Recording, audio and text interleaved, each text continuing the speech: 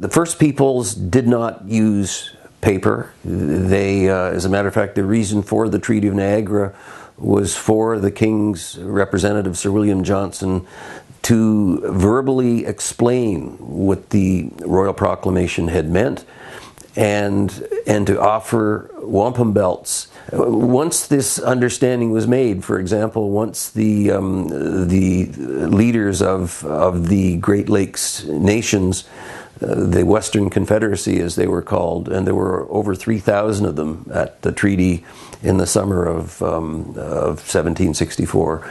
And Sir William Johnson met with them in various council fires and explained that the Royal Proclamation had recognized that they were nations and that they had title to their lands.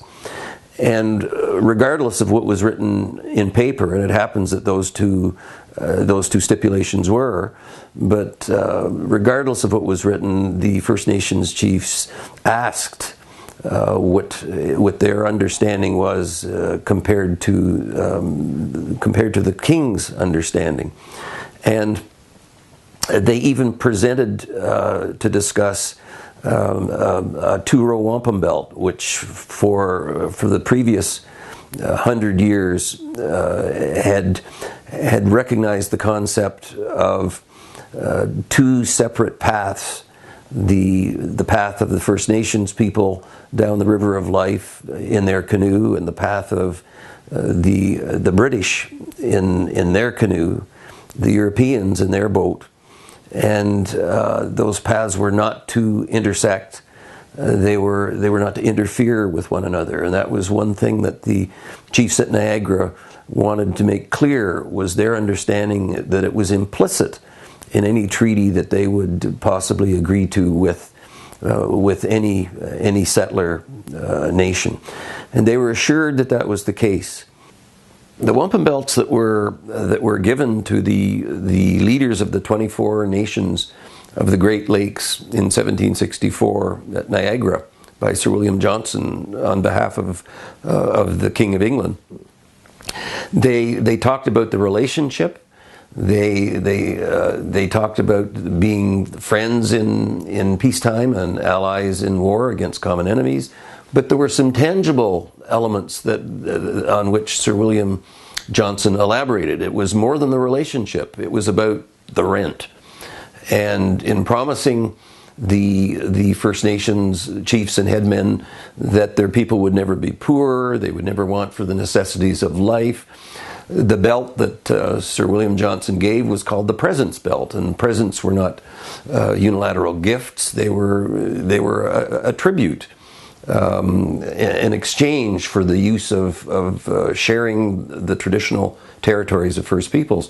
And this particular belt had images of the 24 nations that were represented from around the Great Lakes, and you can see the hearts depicted in the 24 nations, and they were linked together with a chain, and the end of that chain is tied to a ship. And Sir William Johnson said, all you have to do when you want anything, when you need any goods, when you want any material things, is to pull on that chain that binds you together, and our ship will bring it to you.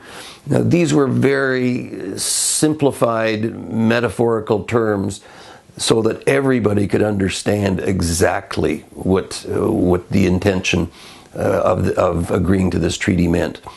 And to prove that this was not just words, Sir William Johnson, on behalf of the British Crown, gave to those 3,000 leaders and chiefs enormous gifts, presents as they called them, material things, guns and ammunition and blankets and metal implements that their people wouldn't have had, pots and pans, and in addition to which he provided them with 6,000 pounds sterling.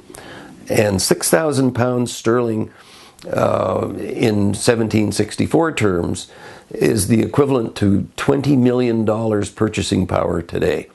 That's an enormous amount to provide First Peoples, and it signified just how important these treaty agreements were to the British. And all they wanted in exchange was a commitment that the First Peoples would agree to share the use of their traditional lands.